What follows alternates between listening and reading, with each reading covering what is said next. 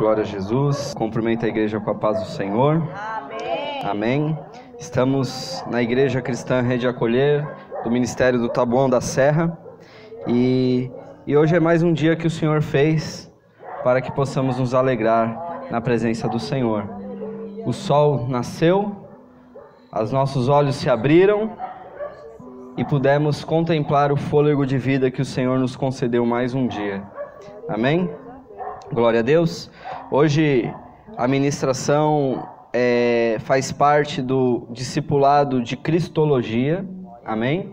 Que é o estudo que temos feito sobre a pessoa de Jesus, né? O que eu gosto de... As últimas ceias eu não tenho cumprido esse meu propósito, mas eu gosto de na ceia falar de Jesus. Eu acho que às vezes a gente fala de tantas coisas, fala de Moisés, fala de Davi, fala da igreja, e às vezes a gente pouco assim fala sobre Jesus na sua essência, falar sobre Jesus do começo ao fim, uma palavra sobre Jesus. Jesus é o centro, Jesus é a nossa razão, o motivo de estarmos hoje aqui é porque Jesus ele nos salvou.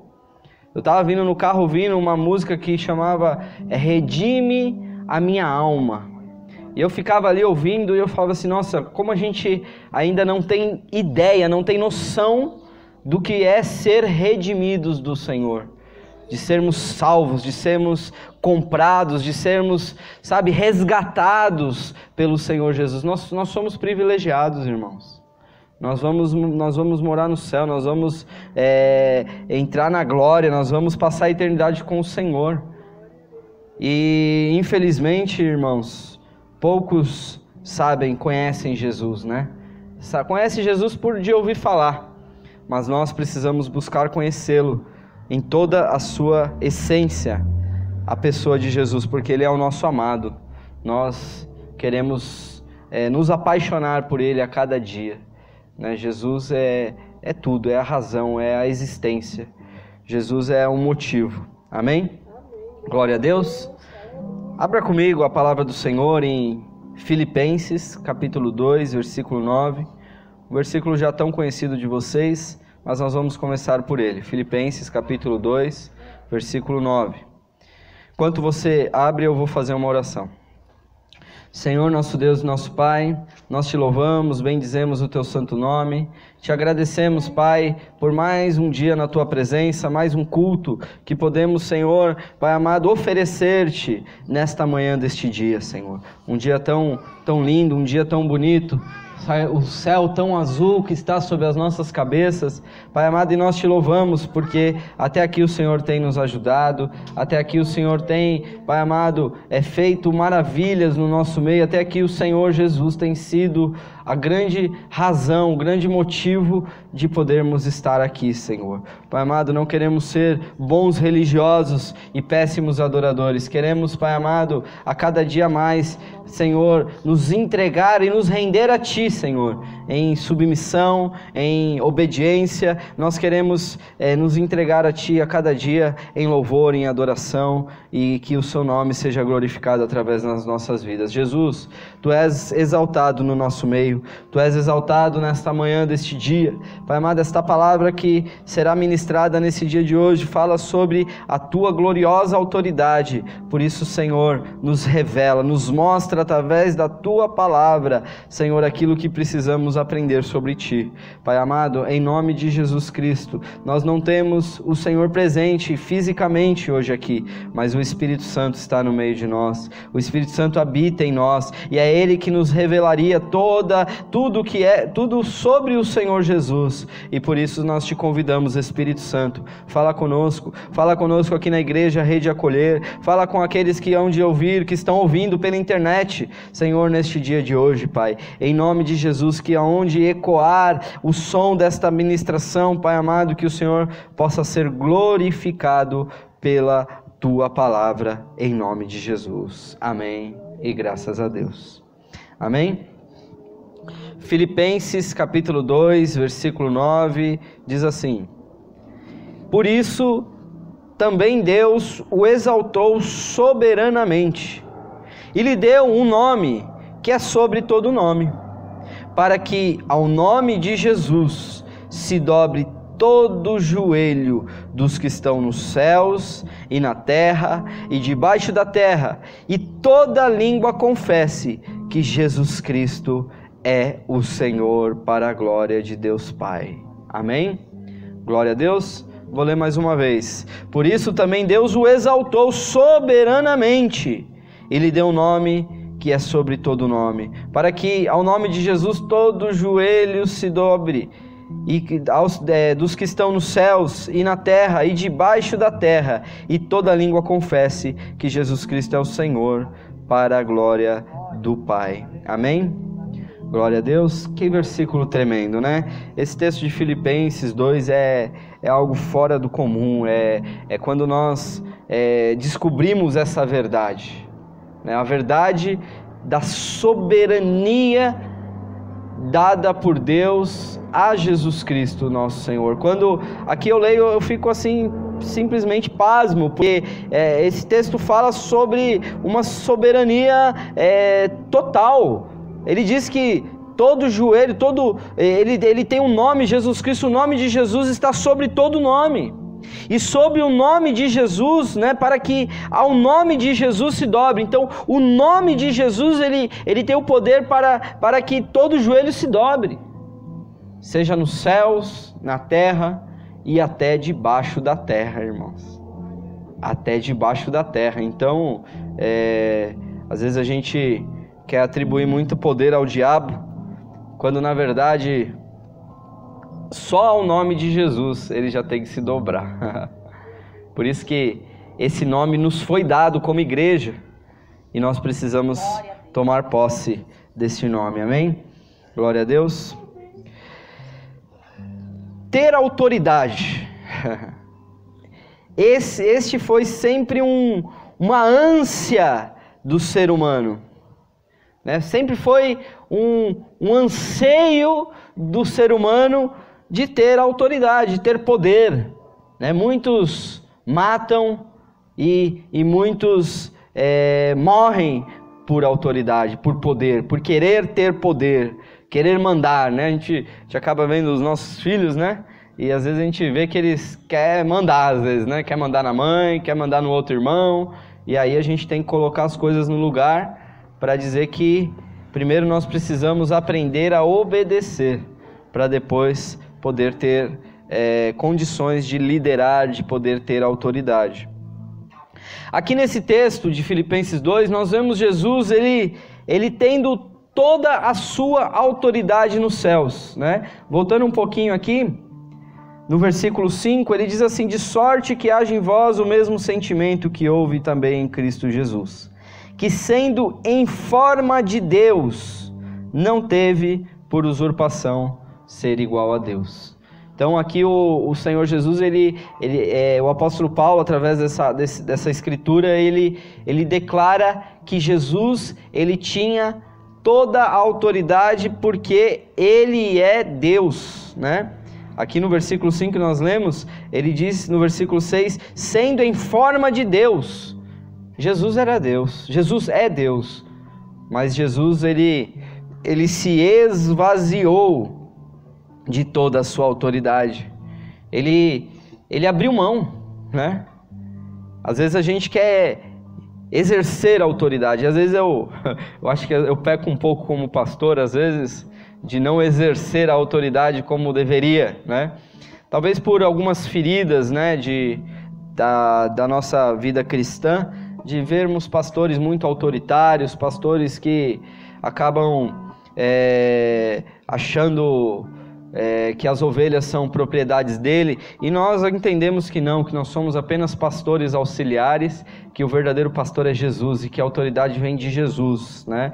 E que se Deus me colocou como pastor sobre a vida dos irmãos, é porque os irmãos me aceitam como pastor, e a autoridade ela é intrínseca, né? O Senhor ele já nos deu autoridade. Eu prefiro esvaziar-me da minha autoridade pastor, no sentido de dar todo o crédito à palavra. Então, se existe uma exortação, se existe um direcionamento, eu prefiro pregar a palavra, e que a palavra possa ter a autoridade máxima dentro da igreja e que você ouça a palavra, irmãos, né? É o que a gente prega, a gente não está inventando, né? A gente não está aqui com fogo estranho no altar, a gente está tentando ser o mais bíblico possível e estamos trazendo, expondo aqui o evangelho, a essência, um cristianismo limpo, um cristianismo legítimo, um cristianismo puro, é o que eu tenho pregado. Então, se existe uma palavra de exortação, que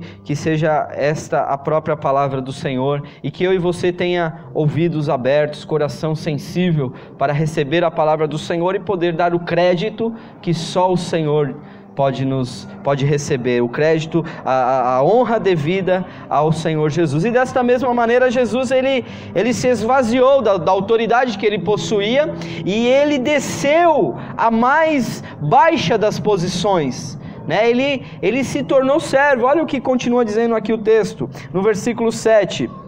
Mas aniquilou-se a si mesmo, tomando a forma de servo. Olha que tremendo.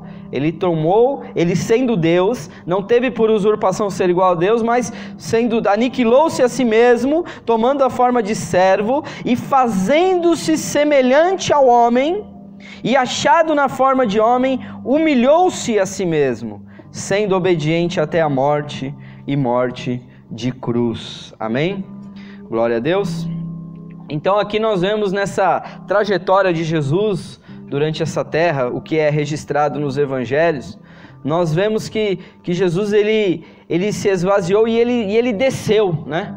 Ele se humilhou. Não foi os soldados romanos que humilharam Jesus, não foi Pôncio Pilatos que humilhou Jesus, não foi Caifás e o Sinédrio que humilhou Jesus, foi ele que humilhou-se a si mesmo, e ele desceu à mais baixa posição que alguém poderia descer. E nós somos ao contrário, né? Nós queremos subir de posição, né? A gente quer entrar numa empresa e a gente quer galguear várias outras posições maiores. Nós queremos crescer em autoridade, crescer em honra, né? E isso não estou dizendo que é ruim não, irmão, mas aqui, a exemplo de Jesus, nós precisamos ser humildes diante da presença do Senhor. Aqueles que têm é como se não tivesse, tem que viver como se não tivesse. Aquele que tem autoridade, que exerça a sua autoridade, mas com a autoridade da palavra do Senhor. Então aqui Jesus, ele nos dá esse grande exemplo, porque ele se humilhou, ele desceu, mas também Deus o elevou a maior honra e maior altura e maior autoridade que alguém nos céus e na terra e debaixo da terra poderia ter. Jesus, ele recebeu o nome que está sobre todo o nome. Isso fala de autoridade, irmãos. O tema dessa mensagem hoje é a gloriosa autoridade de Jesus. É isso que nós vamos aprender aqui e meditar juntamente com a igreja sobre a autoridade do nosso Senhor e Salvador Jesus Cristo. Jesus, ele tornou-se escravo e passou a ser Senhor. Interessante, né? Ele se tornou escravo, mas ele se passou a ser Senhor. Irmãos, se todo joelho terá que se curvar diante dele, e toda língua terá que reconhecer a sua honra, nós como igreja, nós devemos nos sujeitar à autoridade e obedecê-lo incondicionalmente. Porque, irmãos, nós vamos falar sobre a autoridade de Jesus. Só que o interessante é que essa autoridade que Jesus ele exerce sobre a igreja não é uma autoridade imposta. Não é uma autoridade autocrata, não é uma autoridade de um senhor duro que ordena aos seus servos que faça exatamente aquilo que ele quer, e se esses servos não fizerem, eles são punidos e eles são castigados. Não. O que eu tenho observado nesses anos de experiência cristã é que o Senhor ele trata a sua igreja com muito amor. Ele trata a sua igreja com um amor que nos constrange. Ele trata a sua igreja com um amor que nos faz, sabe, caminhar por um caminho de obediência em amor, e não obediência por medo do castigo. É bem certo que a palavra do Senhor diz que nós devemos considerar a bondade de Deus e também a sua severidade. Porque se Ele não poupou, não deixou de castigar os filhos de Israel que desobedeceram, quem dirá nós que somos as videiras bravas, né? As oliveiras bravas, que somos enxertados na videira verdadeira, na figueira verdadeira. Nós seremos julgados também segundo as nossas obras, mas obedecer ao Senhor é uma questão de consciência de amor, irmãos. O temor ao Senhor é o princípio da sabedoria. Mas obedecer ao Senhor simplesmente por medo não nos faz amigos de Deus. O Senhor Jesus, em certa feita, disse aos seus discípulos: eu não vos chamo mais de servos, porque os servos não sabem o que o seu Senhor faz. E em tudo eu tenho vos feito conhecido tudo aquilo que eu tenho feito. Então o Senhor nos chama de amigo, porque o amigo, ele sabe o que o seu Senhor faz. E o Senhor, Ele é o nosso amigo, e nós devemos compreender a sua autoridade, para que então a gente possa entender que se tantos elementos da criação obedecem ao Senhor, então nós, como a sua igreja, temos mais do que obrigação de nos sujeitarmos incondicionalmente. Amém? Glória a Deus. Então, primeiro, a reflexão que eu quero compartilhar com os irmãos é que os animais e as plantas obedecem ao Senhor. Os animais e as plantas obedecem ao Senhor. Em Lucas 5, versículos 5 e 6, a palavra do Senhor diz assim: e respondendo Simão, disse-lhe: mestre, havendo trabalhado toda a noite, não apanhamos nada, mas sobre a tua palavra lançarei a rede. E fazendo assim, colheram uma grande quantidade de peixes, e rompiam-se-lhes a rede. Essa é a passagem da pesca maravilhosa, né? Quando Pedro, Tiago, João, eles passam a noite inteira pescando, e durante a noite toda, eles não pegam absolutamente nada. Eu não sei se os irmãos assim já têm essa experiência de pescador, né? No final de um ano aí, eu acho que o ano passado, ano retrasado, eu levei os meninos para acampar, né? E aí eu cheguei já animado, né? Falei assim, vou pescar vários peixes, né? A gente vai fazer vários peixes na fogueira, vai ser uma bênção, né? O nosso acampamento. E eu cheguei, lancei a linha no mar, né? Lancei a vara e peguei um peixe logo de cara, irmãos. Um peixe grande. Eu falei, eita glória, eu falei, agora vai, né?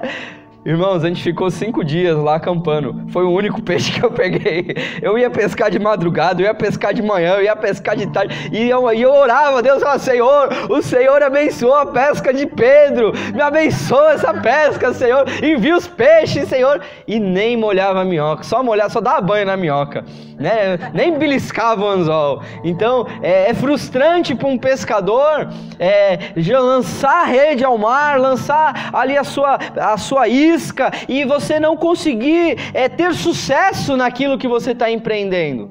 Eu lá no acampamento eu estava só me divertindo, mas imagina Pedro, Tiago e João que viviam da pesca. Eles tinham experiência no mar, eles eram experimentados, eles conheciam, eles sabiam quando era o momento certo de pescar, eles sabiam a hora certa, eles sabiam a lua certa, eles sabiam a maré certa, eles não eram amadores.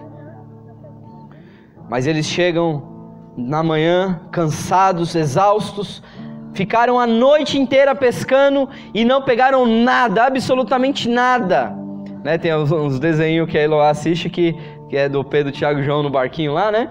E aí mostra eles lançando na rede, trazendo só as botas, né? Eles puxando assim a bota né? Na rede, aquela bota, né? Enfim, eu acho que lá na época de Pedro não tinha bota lá no barco, mas eles não pegaram nada, absolutamente nada.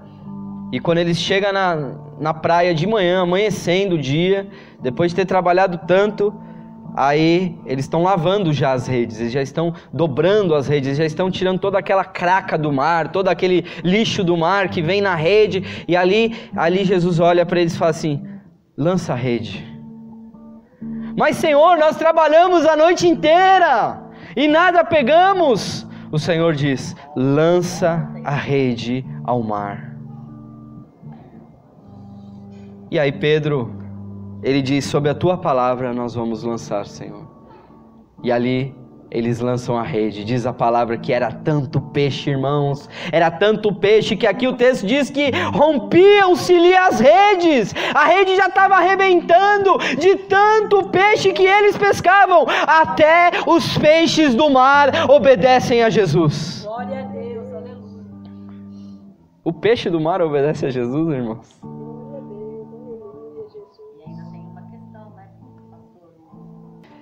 É sobre a palavra de Jesus.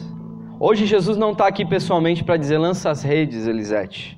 Ele não está aqui para dizer Carlinhos, lança a rede. Irmã Neuza, lança a rede. Jesus ele não está aqui pessoalmente para dizer isso. Mas a palavra do Senhor diz, eu serei contigo. Eu serei contigo. Aonde estenderes as suas mãos, as bênçãos do Senhor está contigo. Nós temos o nome. Ele não está hoje presente fisicamente conosco, mas ele disse, eu vos dou toda a autoridade e fareis as mesmas obras que eu e maiores ainda, até os peixes lhe obedecem, os animais lhes obedecem. Mateus 21:19, a palavra do Senhor diz assim, e avistando uma figueira perto do caminho, dirigiu-se a ela, e não achou nela senão folhas. E disse-lhe, nunca mais nasça fruto de ti.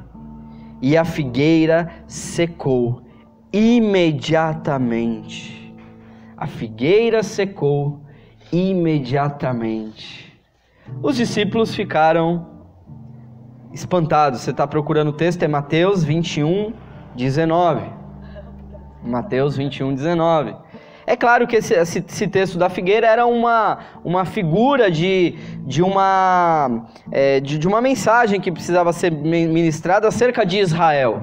Que Jesus ele procurou os frutos em Israel e não achou senão folhas. E aqui Israel nós sabemos que hoje uma parte muito pequena dos israelitas são messiânicos. Uma parte muito pequena dos israelitas acreditam que Jesus é o Messias. O grande povo, o povo de Deus na sua totalidade, ainda está aguardando a vinda do Messias, né? Por isso que Jesus ele vai voltar fisicamente, viu, irmãos? Não precisaria Jesus voltar fisicamente. Ele podia arrebatar a sua igreja e já derramar tudo, e já acabar tudo, e já chegar ao juízo. Mas Jesus, ele prometeu que viria um Messias, um rei que reinaria sobre Israel. E por isso a palavra nos dá todos os apontamentos que Jesus virá fisicamente, novamente, pela segunda vez, para reinar sobre Israel. Amém?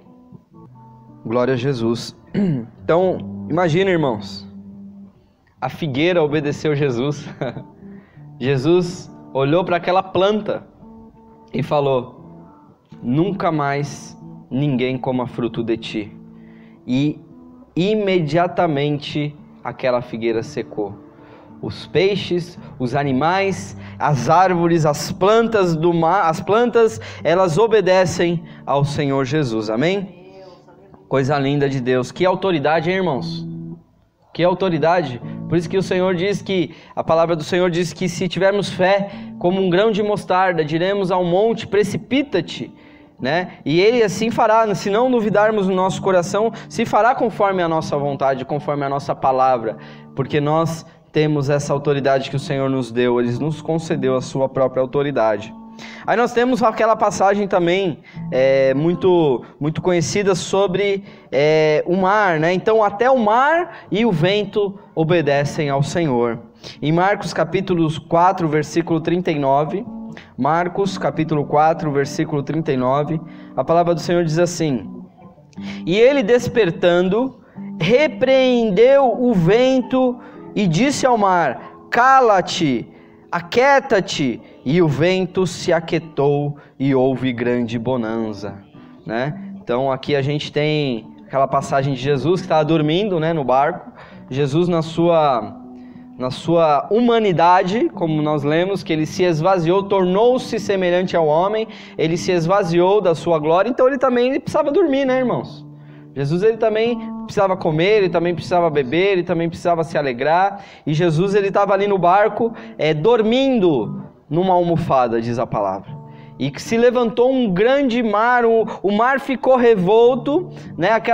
O Jesus já está muito cansado, né? Com um sono muito pesado, porque imagina, um mar revolto, o barco devia estar chacoalhando até, mas mesmo assim ele se manteve dormindo.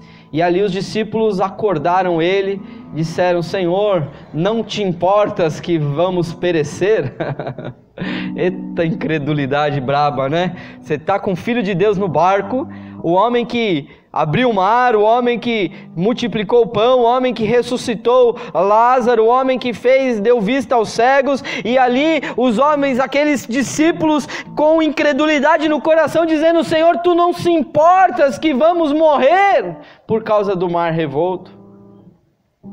E ali diz a palavra que ele, despertando, repreendeu o vento e disse ao mar: Cala-te, aquieta-te. Aqui Jesus ele não fez aqui uma oração a Deus, aqui Jesus ele não fez um ato profético, aqui Jesus ele deu uma ordem de autoridade, ele disse: cala-te e aquieta-te. E diz a palavra que imediatamente houve uma grande bonança.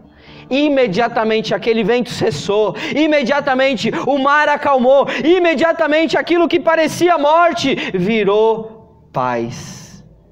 O Senhor tem paz no meio da tempestade, viu, irmãos? O Senhor é aquele que traz a bonança, Ele tem autoridade.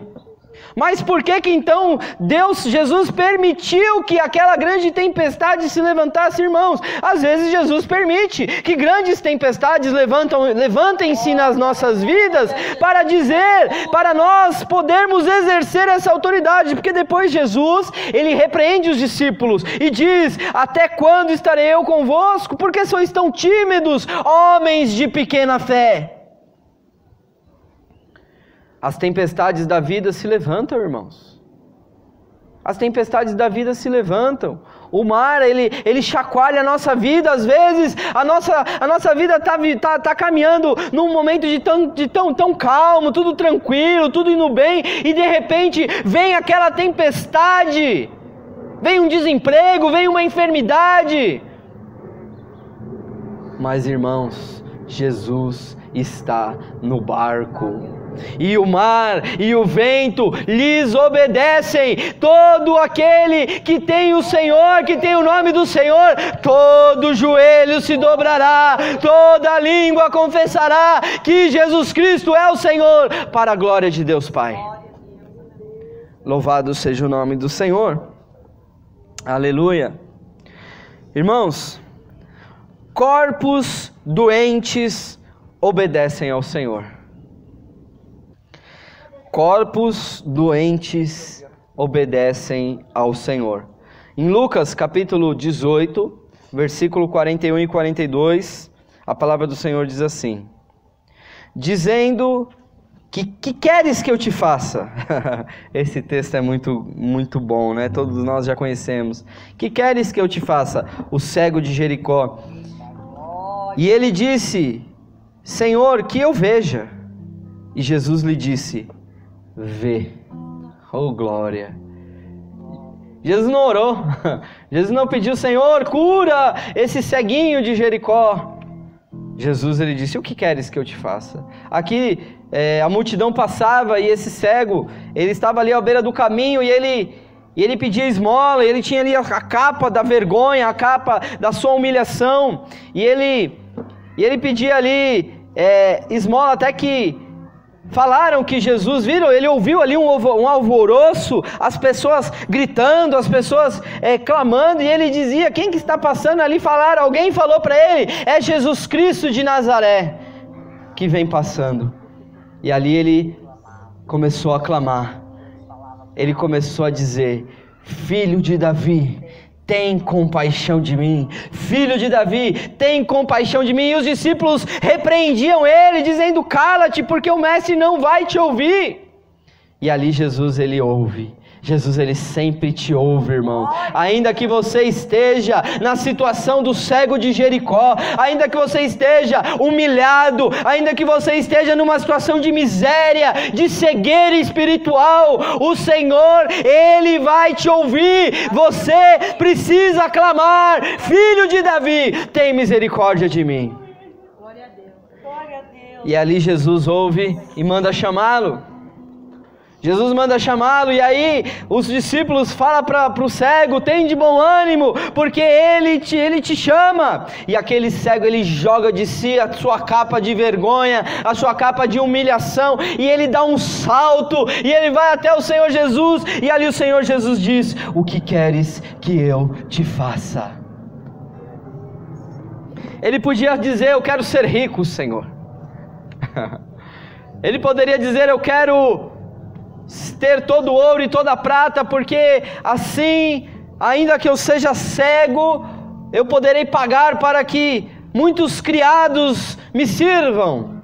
Ele poderia dizer: eu quero uma posição religiosa no sinédrio, porque eu sou cego e eles não me aceitam na igreja.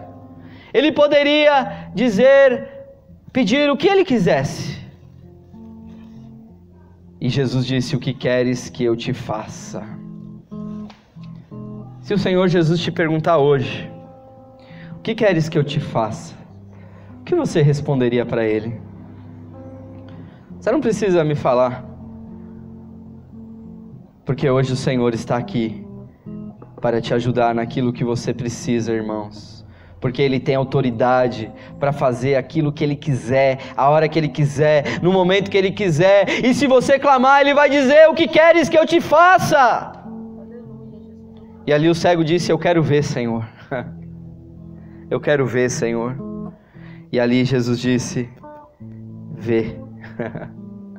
Corpos doentes lhe obedecem. E ali a palavra do Senhor diz, ele diz: a tua fé te salvou. E ali a palavra do Senhor diz que aquele cego imediatamente tornou a ver. Em Mateus 8, versículo 2 e 3, a palavra do Senhor diz assim: e eis que veio um leproso e o adorou, dizendo: Senhor, se quiseres, podes tornar-me limpo.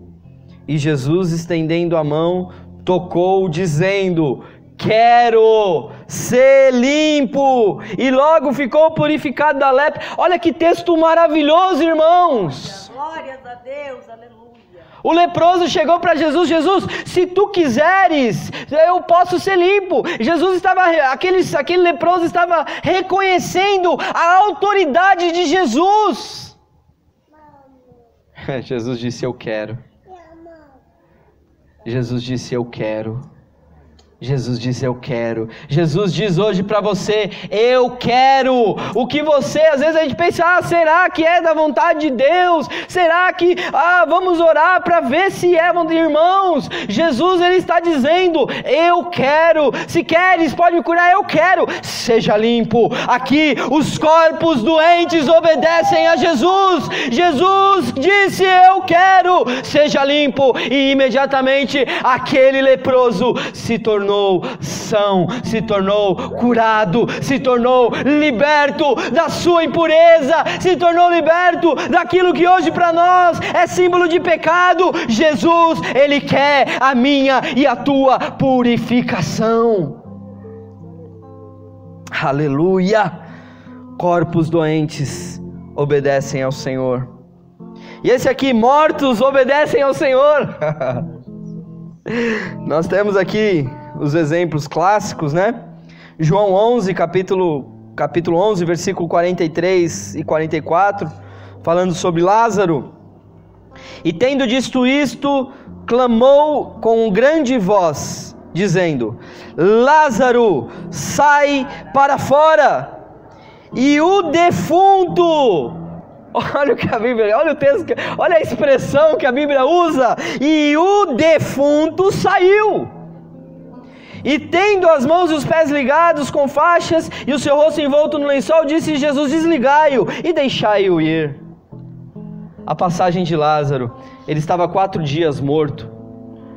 Nós sepultamos alguns entes queridos, né? E nós vemos que se passar um dia, né, já começa a ficar complicado, né? O velório do corpo ali daquela pessoa que faleceu, né? Já começa ali a cheirar mal, já começa a soltar ali líquidos, né? É complicado. Um dia, Lázaro estava morto há 4 dias. 4 dias, irmãos. O corpo já está em decomposição. 4 dias, os vermes já estão comendo a carne do corpo daquele defunto. E aqui Jesus, ele chega naquele lugar de luto, onde aquelas 2 irmãs de Lázaro, Marta e Maria, choravam pelo seu irmão, e até Maria clama dizendo: Senhor, se tu tivesses aqui, o meu irmão não teria morrido. Marta, né, que fala isso. E ali Jesus, ele diz: tirai a pedra. Mas Senhor, já faz 4 dias, já cheira mal. Ele diz: tirai a pedra, porque até os mortos lhe obedecem, irmãos. Tirai a pedra. E quando ele tira a pedra, ele não ora ao Senhor. A oração que Jesus fez antes dessa ressurreição foi: Senhor, graças te dou, porque sempre me ouves. E eu digo isso não por mim, que eu não acredite, mas para que eles venham acreditar. E quando ele diz: Lázaro, vem para fora, diz a palavra que o defunto levantou da sua morte, que aquele morto, ele se levantou e ele veio e tornou a vida. Aleluia. Jesus tem autoridade até sobre a morte, até sobre os mortos. Há um texto muito difícil de ser interpretado na palavra, que muito curtinho, muito vago, que diz que no dia da ressurreição, no dia quando Jesus ele foi crucificado, diz que no dia da ressurreição muitos mortos foram entregues às suas esposas.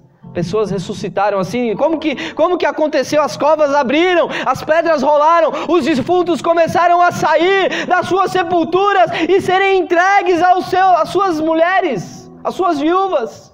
Imagina aquela viúva que estava ali chorando pelo seu marido que morreu.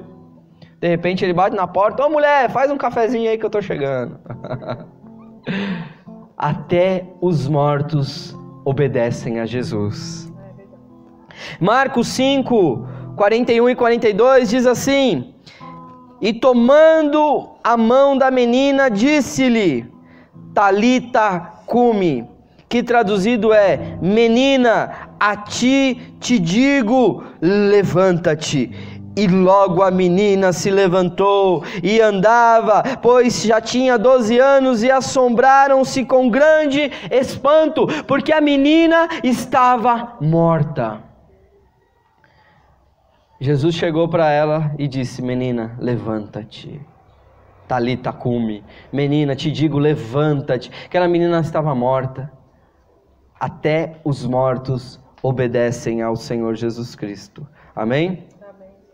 E para encerrar, os demônios obedecem a Jesus. Amém? Marcos capítulo 9, versículo 25. Diz a palavra assim: e Jesus, vendo que a multidão corria, repreendeu o espírito imundo, dizendo-lhe: espírito mudo e surdo, eu te ordeno, sai dele e não entre mais nele. E ele, clamando e agitando-o com violência, saiu, e ficou o menino como morto, de tal maneira que muitos diziam que ele estava morto, mas não estava. Aqui essa passagem fala de um menino que tinha um espírito maligno, que ora lançava ele no fogo, ora lançava ele na água. E aquele pai já estava desesperado, aquele pai já há muitos anos, desde moço, esse demônio atormentava esse menino, porque Jesus pergunta há quanto tempo ele está nessa condição, e o pai diz, desde a sua mocidade. Então ali aquele menino, ele tinha um espírito maligno, que atormentava aquele menino, e aqui Jesus, ele diz a palavra que Jesus, ele ordena: espírito mudo e surdo, eu te ordeno, sai dele e não entre nele mais. E aquele espírito, ele saiu, amém? Aquele espírito, ele saiu, irmãos. Se os espíritos lhe obedecem, toda autoridade lhe foi dada, ele recebeu um nome que está sobre todo nome, que ao nome de Jesus todo joelho vai se dobrar no céu, na terra e debaixo da terra. Debaixo da terra fala sobre isso, fala sobre esse inferno, fala sobre os espíritos malignos, os demônios lhe obedecem. Em Marcos capítulo 5, versículo 12, a palavra diz assim: todos aqueles demônios lhe rogavam, falando ali da passagem do Gadareno, né? do endemoniado de Gadara, diz: todos os demônios lhe rogaram, dizendo: manda-nos para aqueles porcos, para que entremos nele. E Jesus lhe o permitiu, e saindo aqueles espíritos imundos, entraram nos porcos, e a manada se precipitou por um despenhadeiro no mar. Eram quase 2.000 e afogaram-se no mar. Então aqui nós temos aquela passagem do Gadareno, quando Jesus chega em Gadara, vem ao encontro aquele endemoniado, aquele possesso, e diz que eram tantos demônios, né? Que Jesus, ele diz: qual é o teu nome? E ali os demônios, né, diz: meu nome é Legião, porque somos muitos. Não era um demônio, não era um espírito que estava possuindo o corpo daquele rapaz. Que ele era tão perturbado que ele andava pelos cemitérios. Ele se feria com rochas. Diz a palavra que os moradores da cidade prendiam eles com cadeias, e ele arrebentava as cadeias. De tamanho era um endemoniamento daquele cidadão, daquele homem. E ali, quando aqueles demônios veem Jesus, eles clamam ao Senhor. Olha que engraçado, né? Os demônios clamando ao Senhor, dizendo: manda-nos, permita-nos que entremos naqueles porcos. E Jesus, ele lhe permite, e imediatamente a autoridade, Jesus, ele tem, os demônios lhe obedecem, irmãos. E ele nos deu essa autoridade, ele nos deu o poder, irmãos. Por isso que nós precisamos usar o nome de Jesus. Às vezes nós pecamos, irmãos, por não usar o nome de Jesus. Porque nós sabemos, às vezes, quando espíritos malignos vêm nos atormentar. Nós sabemos quando uma tentação é fruto de atividade maligna espiritual. Nós sabemos. E nós pecamos em não dizer: eu te repreendo em nome de Jesus.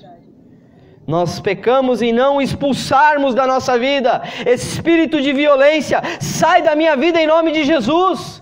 Espírito de ira, sai da minha vida em nome de Jesus. Espírito de passividade, sai da minha vida em nome de Jesus. Nós precisamos aprender a usar o nome de Jesus, porque toda autoridade lhe foi dada, e essa autoridade o Senhor te deu, irmãos. O Senhor nos deu, Ele nos concedeu toda a autoridade à sua igreja, e nós devemos tomar posse de tão gloriosa autoridade.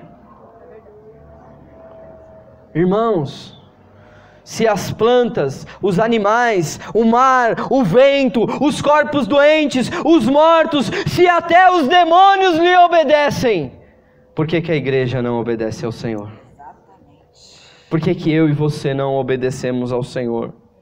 Porque eu e você não tomamos posse da palavra do Senhor para lhe obedecer, porque a palavra do Senhor diz: sede santos, porque eu sou santo. A palavra diz: aquele sem santidade ninguém verá o Senhor. Irmãos, nós precisamos renunciar ao pecado, nós precisamos abrir mão das nossas mazelas, dos nossos sentimentos, nós precisamos abrir mão dos nossos desejos pecaminosos para lhe obedecer, para que possamos ser uma igreja vitoriosa, uma igreja obediente, que se sujeita a tão gloriosa autoridade. Aleluia, louvado seja o teu nome. Irmãos, em João 14:12, a palavra do Senhor diz: na verdade vos digo, que aquele que crê em mim, também fará as obras que eu faço, e as fará maiores do que estas, porque eu vou para o Pai. Amém? Glória a Deus. Devemos ser uma igreja obediente, irmãos. Obedecer ao Senhor por amor. Obedecer ao Senhor de livre e espontânea vontade. Nós devemos ser os servos da orelha furada. Os servos da orelha furada são aqueles que escolhem servir aos seus senhores. Os tempos bíblicos, há uma passagem que diz que tinha uma lei que se o senhor daquele servo tinha que dar a alforria. Existia ali um tempo que aquele servo, ele poderia ser, no ano do jubileu, ele poderia ser ali livre, solto, ele poderia ir embora. Mas ali diz a palavra que se esse servo amasse ao seu senhor, ele poderia ir à porta da cidade, e ele ia lá, e ele furaria a sua orelha, e diante das cidades ele estava decretando que ele escolhia servir ao seu Senhor para o resto da sua vida. É assim que devemos ser, irmãos, como igreja do Senhor. Não sermos como os demônios que obedecem ao Senhor por medo do que o Senhor pode fazer. Não temos que ser como os animais e as plantas que obedecem ao Senhor porque Ele é o Criador. Nós precisamos obedecer ao Senhor porque nós o amamos. Amém? Glória a Deus. Você vai obedecer ao Senhor, irmãos? Você vai se sujeitar a essa autoridade? Você vai se sujeitar incondicionalmente ao Jesus? Porque se você fizer isso, a tua vida vai ser uma bênção. Amém? Você pode aplaudir ao Senhor em nome de Jesus.